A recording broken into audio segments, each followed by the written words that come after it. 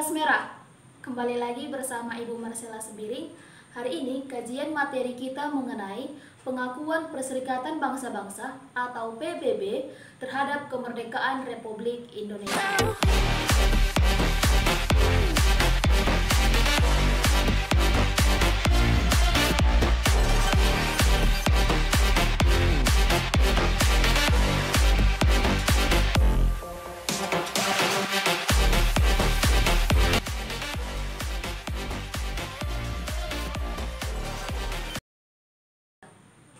Nah, hubungan antara Indonesia dengan PBB dimulai ketika India dan Australia mengajukan masalah Indonesia dan Belanda ke dalam agenda Dewan Keamanan PBB pada 31 Juli 1947.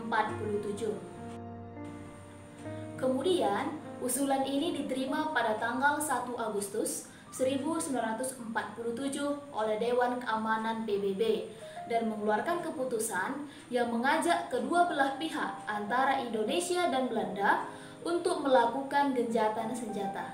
Apa yang dimaksud dengan gencatan senjata? Yaitu menghentikan tembak-menembak antara Belanda dan Indonesia dan menyelesaikan masalah melalui arbitrase.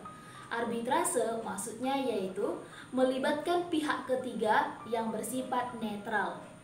Nah, pada saat ini juga PBB mengakui kemerdekaan Indonesia secara de facto yang terlihat pada penggunaan nama Indonesia, bukan lagi Netherlands Indies.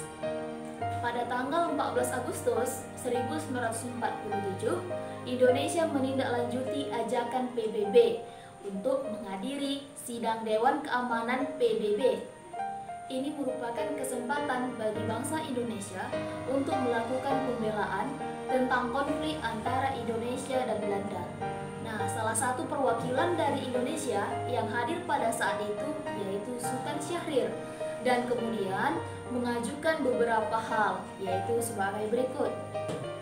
Yang pertama, pengajuan usul agar Belanda menarik pasukannya dari Indonesia. Yang kedua, untuk mengakhiri berbagai pelanggaran dan menghentikan pertempuran dengan membentuk komisi pengawasan. Untuk menjaga perdamaian antara Indonesia dan Belanda, maka pada tanggal 25 Agustus 1947, Dewan Keamanan PBB membentuk KTN, yaitu Komisi Tiga Negara, yang anggotanya yang pertama, Australia diwakili oleh Richard C. Kirby dari pilihan Indonesia, dan yang kedua, Belgia diwakili oleh Paul van Zelen dari pilihan Belanda, dan yang ketiga, Amerika Serikat diwakili oleh Dr. Frank Porter Graham yang dipilih oleh Australia dan Belgia yang bersikap netral, sedangkan Prancis sebagai peninjau. Pada tanggal 20 Oktober 1947, KTN mulai melaksanakan tugasnya terhadap Indonesia dan Belanda. Dalam hal ini, KTN hanya menangani masalah militer, sedangkan masalah politik KTN hanya memberikan saran saja. Salah satu yang dilakukan KTN yaitu perundingan Renville yang dilaksanakan di atas kapal laut Amerika Serikat USS Renville. Sedangkan dari pihak Belanda terus melakukan agresi militer Belanda yang kedua pada tanggal 19 Desember 1948, di mana Belanda mengepung dan menguasai wilayah Yogyakarta beserta para pemimpin Indonesia, yaitu Presiden Soekarno dan Muhammad Hatta. Presiden Soekarno dan Muhammad Hatta ditawan Belanda di Bangka, serta tokoh-tokoh lainnya juga diasingkan di wilayah yang lain. Namun, sebelum ditawan Belanda, ternyata Presiden Soekarno sudah terlebih dahulu mengirim surat kepada Syafruddin Prawiranegara untuk membentuk pemerintah darurat Republik Indonesia di Sumatera Barat. Presiden Soekarno juga menugaskan kepada Dr. Sudarsono, Palar, Maramis yang berada di New Delhi untuk bersiap membentuk pemerintahan cadangan di India jika PDRI gagal melaksanakan tugasnya. Ketiga tokoh, yaitu Dr. Sudarsono, Palar, dan Maramis, terus melakukan diplomasi di luar negeri untuk mendapatkan dukungan dari dunia internasional. Tujuannya agar Belanda menghentikan agresi militernya dan mengembalikan pimpinan Republik Indonesia.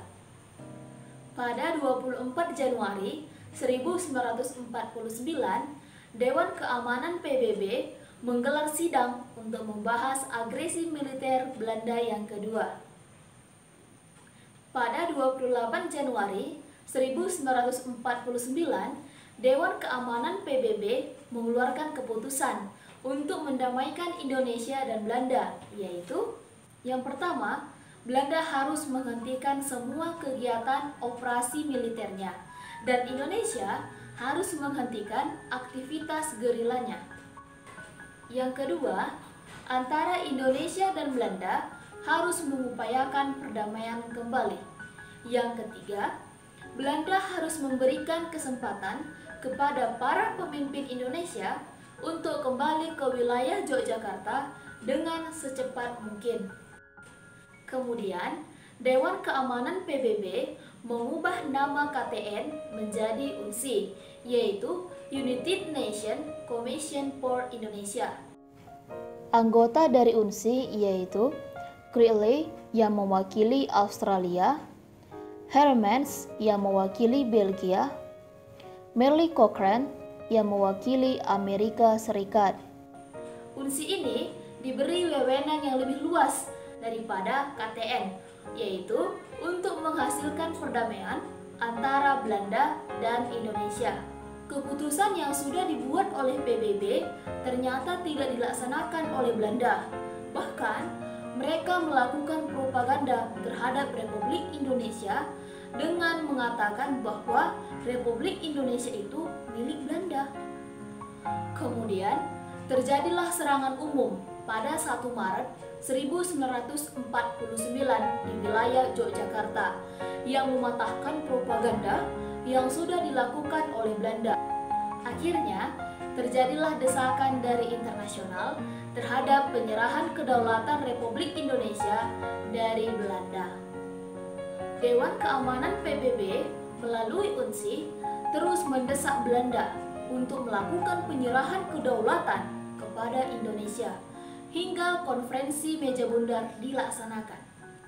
Konferensi meja bundar dilaksanakan di Den Haag, Belanda pada 23 Agustus 1949 yang dihadiri oleh delegasi dari Indonesia, Belanda, BFO, dan UNSI.